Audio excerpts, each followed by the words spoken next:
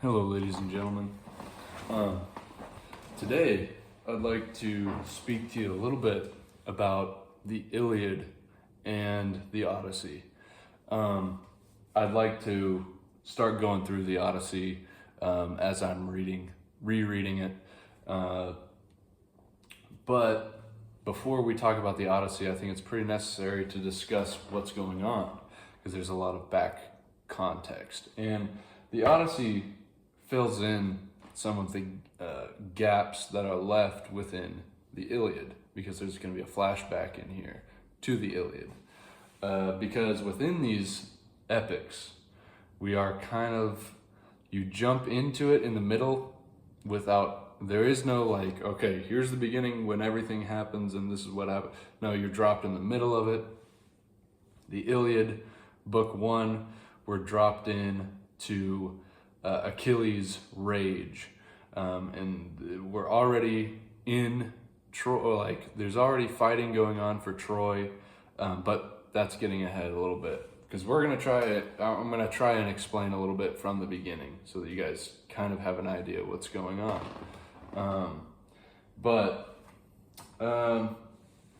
Homer is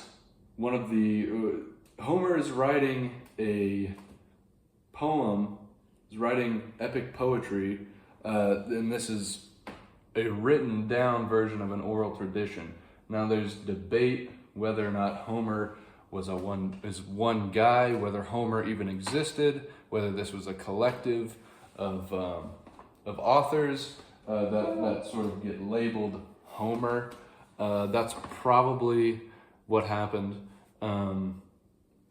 I think that there was, because there were these people called the Homeri somethings, and they were sort of wandering bands of singers or poets, not poets, but the oral tradition was sung. Okay, so in Greek, the Greek language is a very sort of musical, flowing type of language. Same with if you listen to how Irish people talk.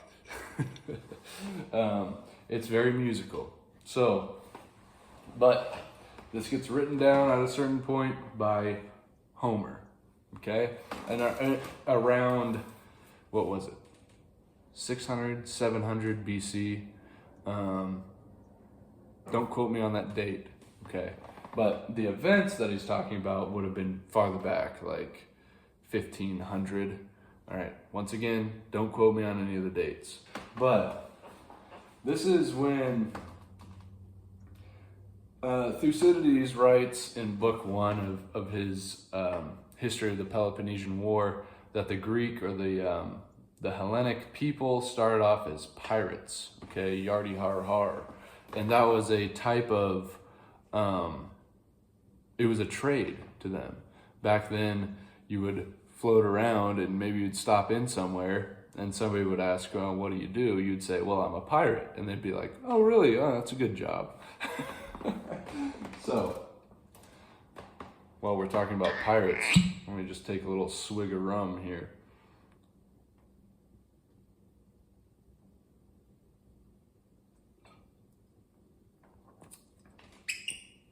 Arrgh. So, through time, they realized that it would be better for them to settle down, start trading, and start raiding. Okay, so they would build towns and cities, and then they would start to go sack other towns and cities. So that it's kind of like a more grown-up version of being a pirate in some ways. So,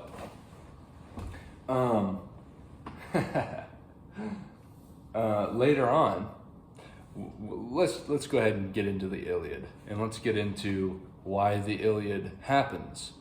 So, there are two great kings and their brothers, and that would be King Agamemnon and King Menelaus. Now, Agamemnon is the older brother, and he's a very powerful man. He has a lot of sway over surrounding nations. That's another thing Thucydides writes about. He says it's likely that he had a lot of influence over smaller nations, and that's why they sailed with him in the Black-hulled ships to sack Troy. It's not because they really wanted to gain glory, like the Iliad would suggest. It's because if they didn't, King Agamemnon, they're looking down a barrel of a pretty big gun, and that would be Agamemnon. So, Menelaus, he's the king of the war cry. He's this sort of big burly guy with red hair, and he has the most beautiful wife, Helen. Now, I made a video speaking about Helen. I haven't uploaded it yet. Now, I'll either upload it before this video or after this video. I'm not 100% sure. It's really just me sort of rambling on about Helen and about some various things about the Odyssey.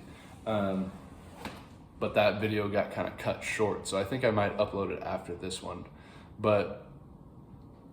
So he has this beautiful wife, Helen, and Helen is led by her passions, which would be represented by the goddess Aphrodite. Now, Aphrodite is the goddess of sexual desire, the goddess of beauty, and everything that comes along with that.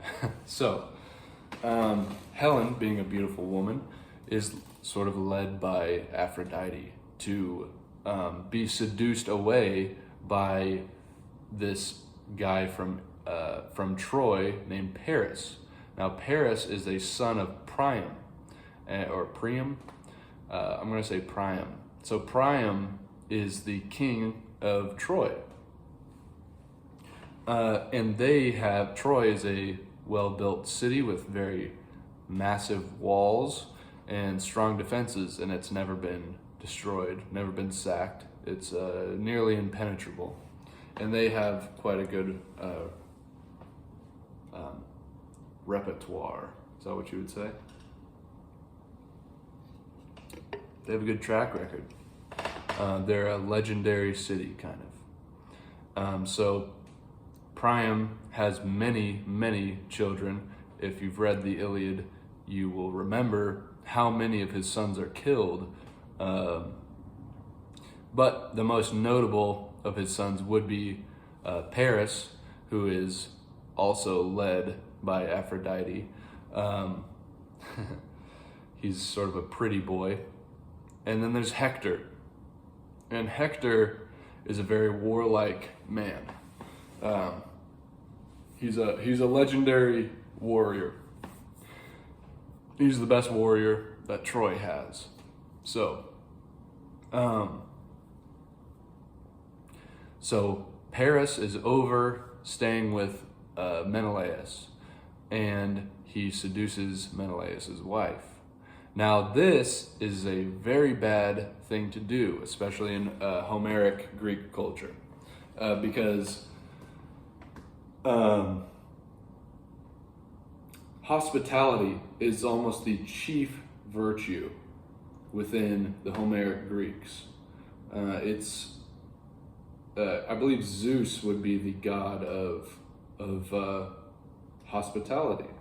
He's also, let's see here.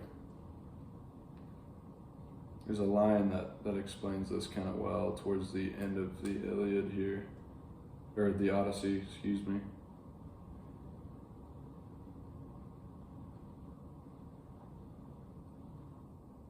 If I can't find it, I'm going to be mad, but it is what it is.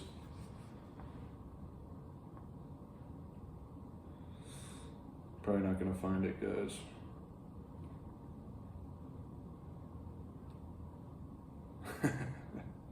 Go get a drink or something.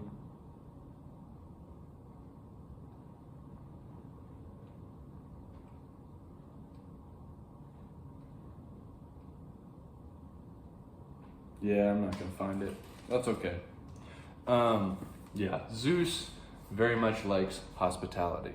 Now, Uncle Bert, Hubert Dreyfus, he makes a case that the gods and goddesses are sort of like moods, right? Think about, man, there's a good Yeats poem about moods. One second.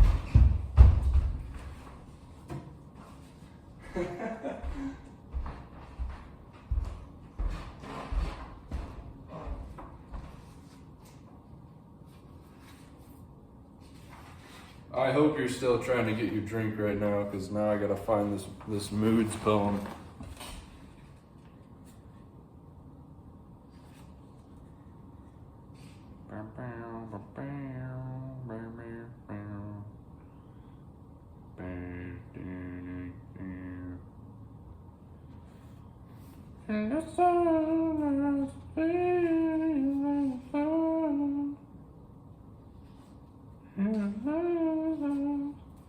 Wow, now if I can't find the moods poem, oh man, this is a bad video, guys. I'm sorry. Oh, found it. Time drops in decay like a candle burnt out, and the mountains and woods have their day, have their day. What one in the rout of the fire-born moods has fallen away? I feel like I butchered that really bad. Time drops away in decay like a candle burnt out, and the mountains and woods have their day, have their day. What one in the rout of the fire-born moods has fallen away? Okay, so, anyways, the gods and goddesses are like moods in some ways, because within the Iliad, Helen is seduced by Paris, but it's presented to you as she was led astray by Aphrodite. And Aphrodite actually confronts Helen towards the end of the Iliad when it's getting pretty real, and she comes to Helen. Helen, at this point, the mood has worn off. She's no longer in love with Paris. She's actually kind of a little bit disgusted by Paris because he's sort of cowardly in some ways. He's kind of a pretty boy, you know? And she's looking at her husband and is like, why did I leave this good man? And so the mood has worn off. The mood of Aphrodite has worn off in some ways, like a candle burning down. And so, where was I even going with that? Okay. Helen is seduced by a mood, by Aphrodite, by Paris. Gorgias makes an encomium, a speech of praise, or a defense almost, really, of a sort of like a lawyer defending Helen to the Athenian people, because on one hand, Helen is counted as the worst woman amongst the Greeks because of what happened due to her actions, which would be Troy being destroyed, tons and tons of Achaeans killed. A whole war is fought over one woman. That would be Helen. Homer actually doesn't really blame Helen necessarily, which is interesting. He doesn't necessarily say there's no repercussions for her actions, first of all, because within this, we'll get to this when we actually delve into the Odyssey. When Telemachus visits Menelaus, Helen is there, and she's really enjoying her time there. She's sort of settled down again with Menelaus, and they're smoking up. They're on that opium. All their worries and cares are gone. But when she's influenced by this mood, this sort of erotic Aphrodite, something comes over her, and she's seduced away. So,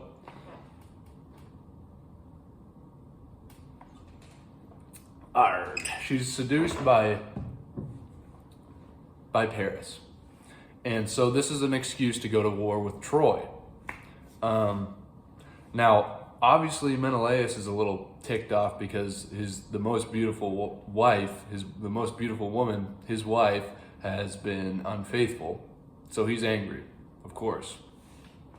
So he goes to Agamemnon and says, "You gonna go to war with me, brother?" And they say, and Agamemnon, of course, is down because Agamemnon is a warlike. He wants power. He wants wealth. Booty. He wants some. He's got to go get some booty. And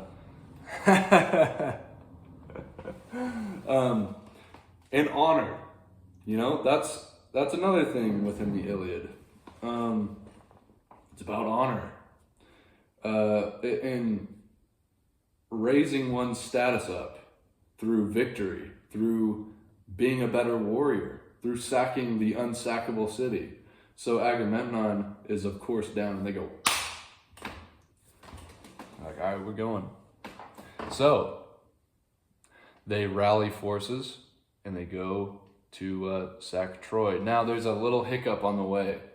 They get lost. They're not lost, but they get sort of the winds. You have to deal with Poseidon. You guys got to remember, which is sort of Poseidon is the sort of god of elements, of like the earthquake, of the ocean, this sort of chaotic nature.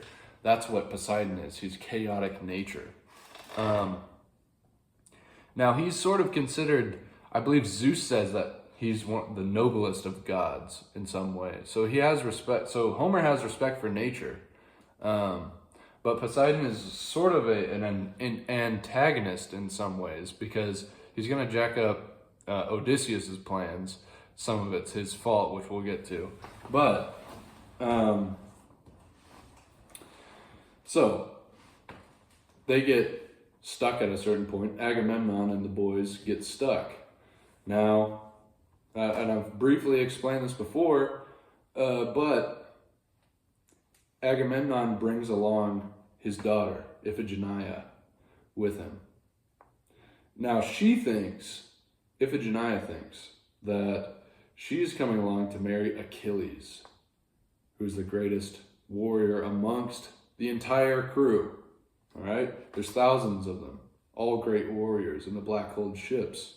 But Achilles is the son of a demigod. His mother is a demigod. All right.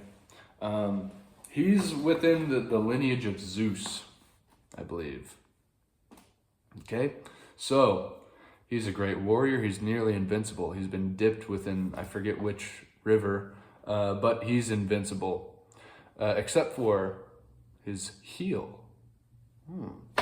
He's been dipped in the water, but she had to hold him by the heel.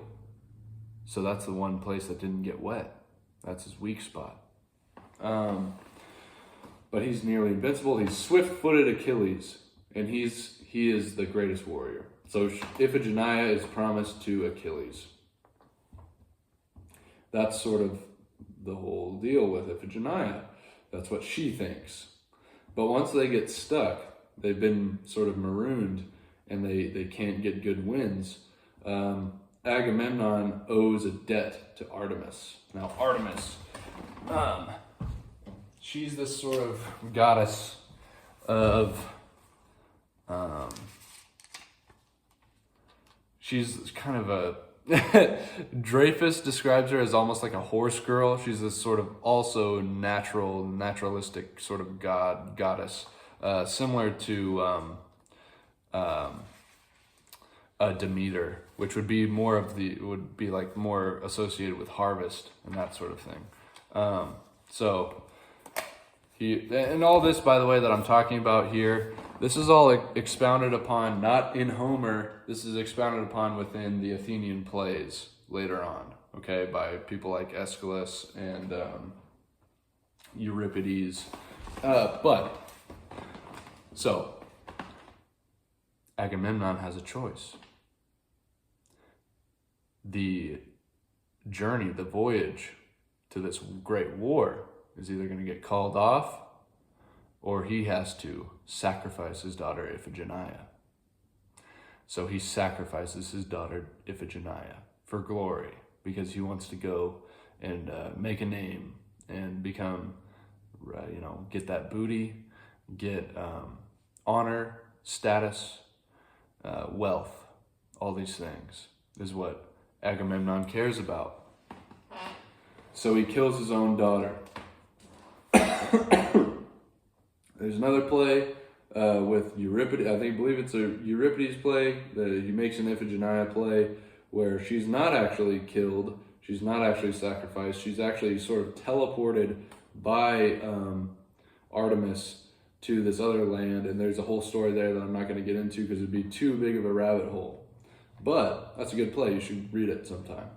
It's interesting. But so they make it to Troy, and they fight for 10 years. That's how long the war lasts. And that's where we arrive at the Iliad, is somewhere in the middle of this battle. And Achilles, through some of the battles, what they'll take is they'll plunder things like treasures, stuff like that, stuff that pirates like, and gold, all that stuff, all the good stuff. And one of the treasures would be a woman. Okay, you can win women. Women are an object within Homeric Greek times. Also later on as well.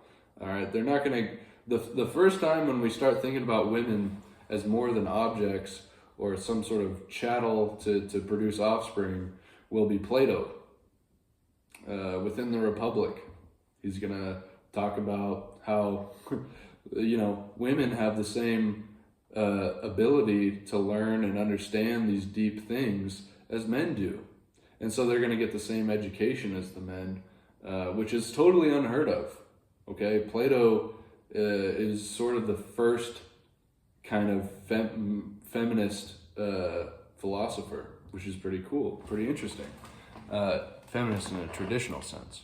So, okay. But one of the girls that is captured will be Briseis, and she is the daughter of a priest of Apollo. So they take the girl, and the priest of Apollo comes and tells them, "Hey, I'd like my daughter back," because he knows what's going to happen to his daughter, which is she's going to be raped. Okay, and he doesn't want that to happen, so he says, "Please give me my daughter back. I'm the priest of Apollo." And Agamemnon says, "No, thank you. Piss off. Get out of here." And so this angers Apollo. And what happens is a plague falls upon the Achaean forces. And it's represented as Apollo shooting the Achaeans with his arrows. The arrows being sickness and disease. So they fall under plague. They're all getting sick. And they haven't discovered medicine at this point, so the obvious conclusion that they make is we got to give the girl back. Now, the girl was promised or was given to Achilles, and Agamemnon absconds the girl from Achilles to give the girl back to the priest of Apollo. And Achilles is not happy about this. So Achilles is real pissed. He about kills everybody there. He's about to draw his sword and massacre everybody, but his saving grace, Athena, stops his hand, holds his hand. And this is like self-control, okay, which Achilles does not have much of. And when Achilles is angry, he will kill people. He's not known for self-control. Now, he's very impulsive, okay? Somebody like Odysseus is going to have self-control without the need of Athena, okay? He's a much more developed person than Achilles is in a lot of ways. So That's the start of it. And we're going to go through a lot of battles in the Iliad, and Achilles is kind of just hanging out, and he's sad. He's really sad because, man, I came here. He was told by his mother when he was young that you have two options: either stay at home, have a family, or go off in battle and you will die young, but people will remember your name.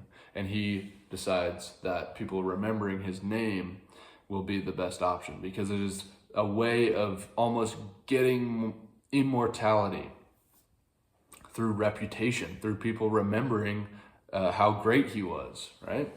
So, which in the Odyssey, we're going to get a little insight into this later when Odysseus meets Achilles in the realm of the dead, and Hades, his ghost, comes and talks to Odysseus and says, I really regret all that. If I could just be alive again, it doesn't even matter. I would be a servant of the lowliest class. Or I would be what does he say? A worker in a field, some simple job like that. He says that just to be alive again. Better to do that than to be the sort of best guy here dead in Hades as a ghost. Like in Star Wars, a Force ghost. That's kind of what he's like in this. So, anyhow, they're going to eventually Achilles' sort of best friend, Patroclus, he's going to go into battle dressed as Achilles, and he gets slain by Hector. Now this really pisses off Achilles, especially because Achilles' armor gets taken, which is something that would happen in these battles. That was a sort of almost a way of dishonoring. Okay, in Halo, you guys ever play Halo? You know how you would teabag in Halo to like really disrespect the whoever you just defeated. That was a similar case within the Iliad. When you kill somebody, you're gonna rob all his gear, you're gonna take all his stuff, and you're gonna, maybe like when Hector is killed, everybody, it's like Osama bin Laden. Everybody who's like, Osama bin Laden gets shot, every one of the SEALs comes in there and gets a shot in, like, poosh, poosh, just to dishonor this sort of foe even more, even though he's dead. So Hector everybody gets a stab in on Hector when he dies to disrespect him even more. This is kind of what's happening. You disrespect the body because they have a sense where, like, if the body is dishonored, if there's not proper burial rites, it's very dishonorable. Very, very not cool to dishonor somebody after they've died, because there's something to do with the afterlife, I believe. Anyhow. So Patroclus is killed, he's stripped of his armor, and there's a huge battle that goes on to defend Patroclus's dead body, actually, with Ajax and Hector, and they're fighting over the body. It's almost like football, sort of fighting to keep it from going one way or the other, Patroclus being the pigskin. So football, when I'm talking about football, I'm talking about American football, but I guess this applies to, football to everybody else as well. So,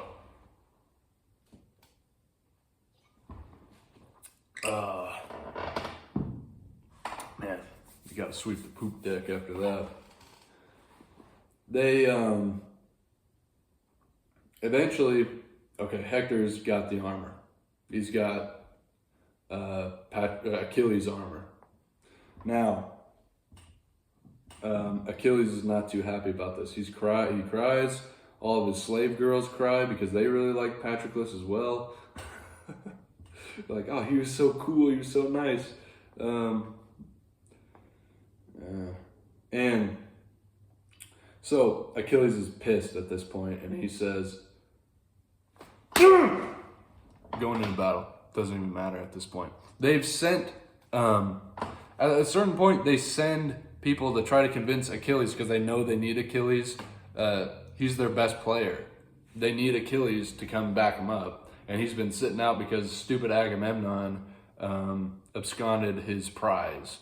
And Achilles is not having that.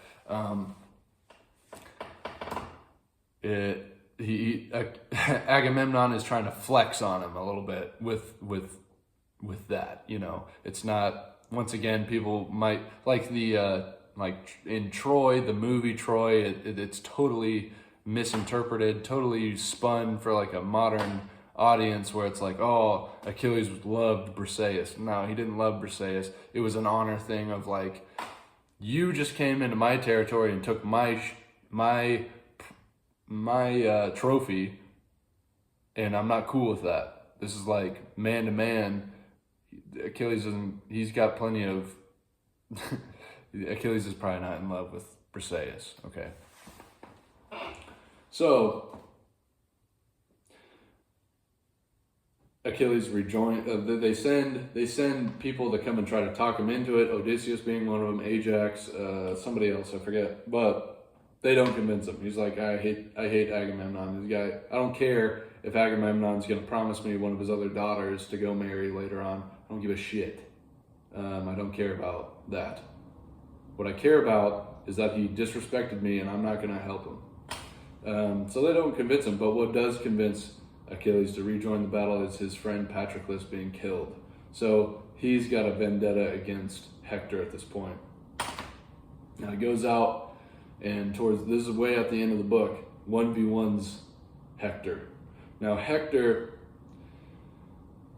I can't remember if he rides around Troy in like a chariot, because they're running chariots back then. He's like riding around on a chariot around, and Achilles is just, he's swift-footed, man. He's chasing him. Eventually, Hector knows this is it. So he fights Hector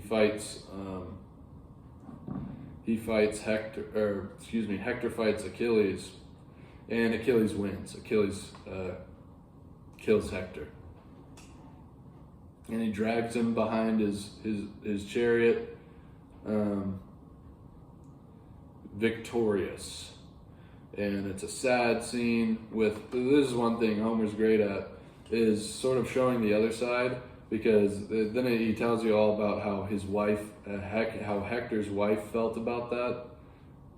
She's like, prepares a bath for him, and like was waiting for him to come home. Then she walks out on the walls and sees him getting dragged by Achilles behind Achilles' chariot, and she just passes out and like falls, and she's bummed out, needless to say. So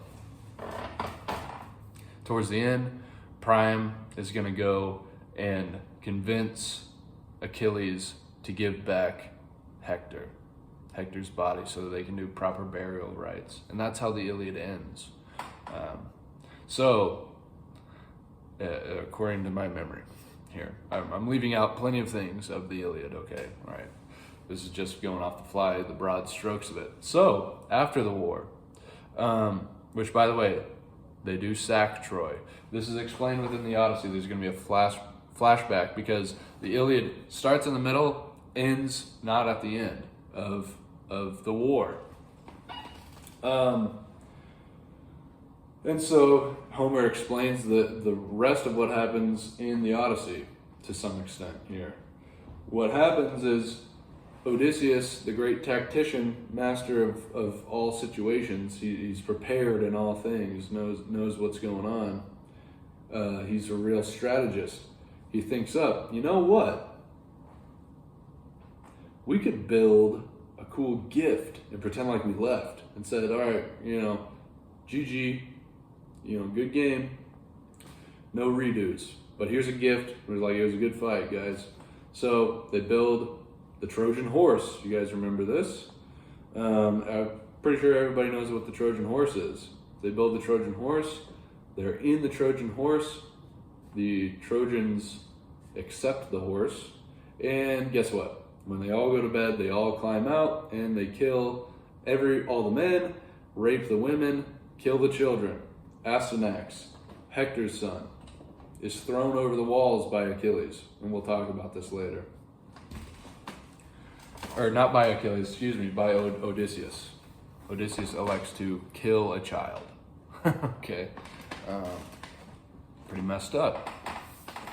It's actually quite a utilitarian decision that he makes when he does that.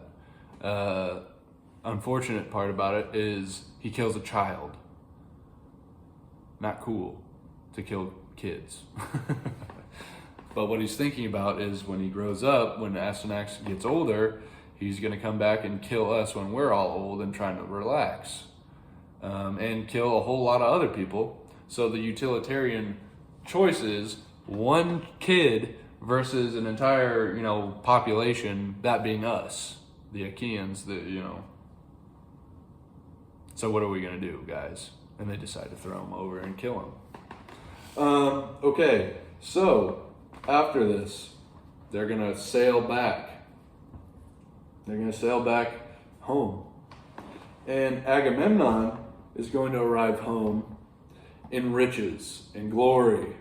Now, his wife, on the other hand, is not too happy that Agamemnon sacrificed their daughter. So she's pissed, and she's been shacking up with Aegisthus, who stayed at home from the battle, and he was effed over by Agamemnon's dad effed over his dad, so they've kind of had a family grudge for a while. So he shacks up with Agamemnon's wife, and they've been waiting 10 years for him to come back. When he comes back, he's going to arrive. They're going to unfold this red carpet. I've explained all this before. I'm going to breeze over this. They roll out a red carpet. Agamemnon's like, "Oh, what the hell? That's not cool. That's reserved for gods. Only gods are able to walk on tapestries. They didn't have rugs back then. And she had it specially made, specially dyed, one of a kind, super rare stuff. And she says, 'You're so cool. You're like a god.'" And he's like, I'm not like a god. But then he's like, "You know what? Actually, I am." And so he gets down, walks in, and he's taking a bath. He's been gone. He hasn't showered in 10 years. He's taking a bath, and Clytemnestra, his wife, stabs and kills him. And then Aegisthus ascends to the throne, almost like Hamlet. Remind you of Hamlet a little bit, because then Orestes, Agamemnon's son, is going to come back and get revenge. That's a whole thing. Read the Oresteia. I'll talk about the Oresteia sometime. But, so his homecoming, we're going to want to contrast Agamemnon's homecoming through hubris versus Odysseus' homecoming at the end of the Odyssey. Odysseus comes back in rags as a beggar, lost everything. He's naked when he gets there. So he comes with humility. And while he's gone, he's been gone for 20 years at this point. By the time he actually reaches he reaches Ithaca, his home. When he reaches Ithaca, he's been gone for 20 years, and his son Telemachus is a 20-year-old child, because he leaves when Telemachus is a little baby in Penelope's arms. And Odysseus tells Penelope, when his beard has grown out, when he is a man, you can remarry because I am gone. Now, Penelope is an excellent wife, and she does not. She holds out for Odysseus, and we'll talk about all this. So I'm just kind of giving you a broad overview of what's going on. But there are these suitors. There are people from Ithaca and the surround that want to marry this great king's wife, and sort of inherit some of the great stuff that she's got. So it's almost like they are camping out and raiding Odysseus' home. In the same way that Odysseus sails to Iliad to raid Troy, when he gets back, there's a raid taking place on his home through the suitors, and he's going to have to defeat them.